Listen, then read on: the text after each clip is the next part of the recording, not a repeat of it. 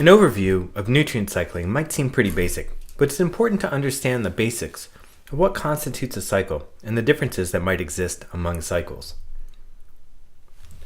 Nutrient cycling involves the entry of nutrients to ecosystems, their internal transfers among plants, microbes, consumers, and the environment, and their loss from ecosystems.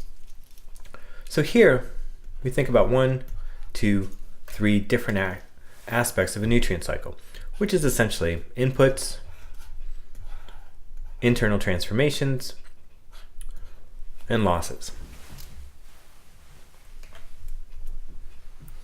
So if we're going to talk about a nutrient cycle and think about the characteristics of that nutrient cycle, we often spend a lot of time first quantifying the inputs of nutrients to that system and the form by which they're added.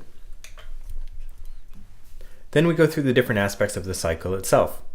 So within an ecosystem, as we know, there can be lots of sub-boxes that are there between which or among which nutrients are going to cycle. And this is probably the most complex portion of understanding nutrient cycles. Lastly, losses. So you have your inputs, internal transfers, and then losses out of the ecosystem.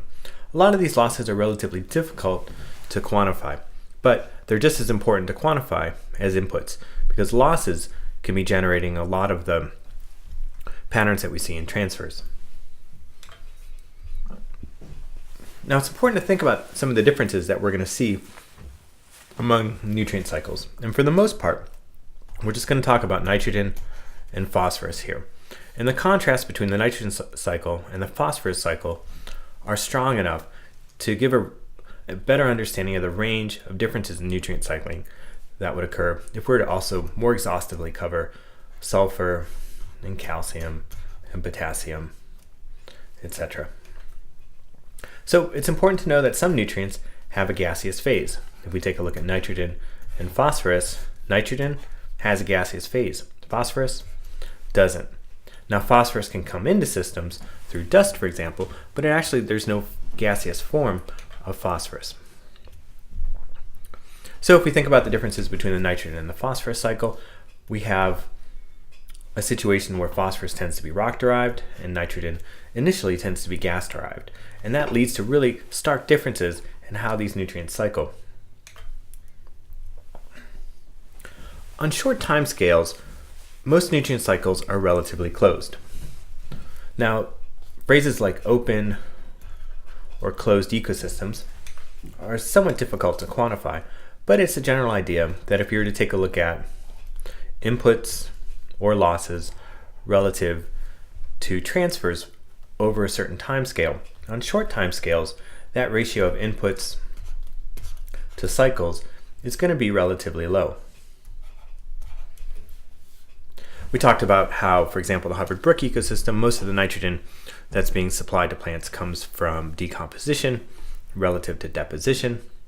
And in that case, we think of the system as being closed. Losses, inputs are relatively low compared to cycles. As that time scale opens up, for example, and we think about ecosystems on longer and longer time scales, then you start to see that the inputs into the systems actually can be a lot larger than the transfers within the system, and the losses tend to be pretty high too. So on long time scales, systems become a lot more open as far as the calculations are concerned. When we think about how closed or how open a nutrient cycle is, it's also important to think that humans in many ways have opened nutrient cycles. So the reason for that general thought is that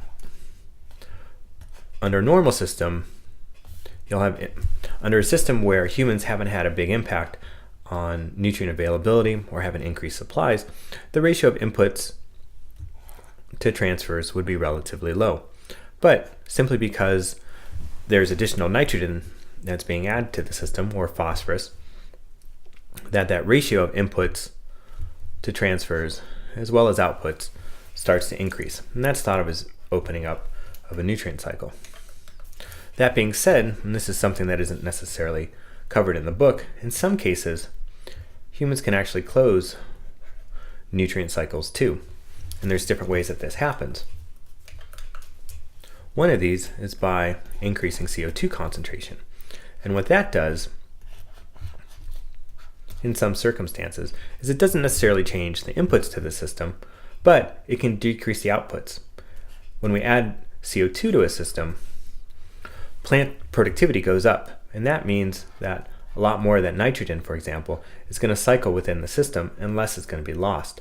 Because less nitrogen is lost and you have more cycling, that can actually close up a system.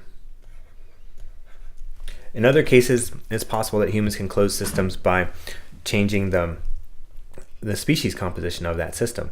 So simply taking grazers off the landscape can help close a nutrient cycle up because there's less disturbance and more productivity.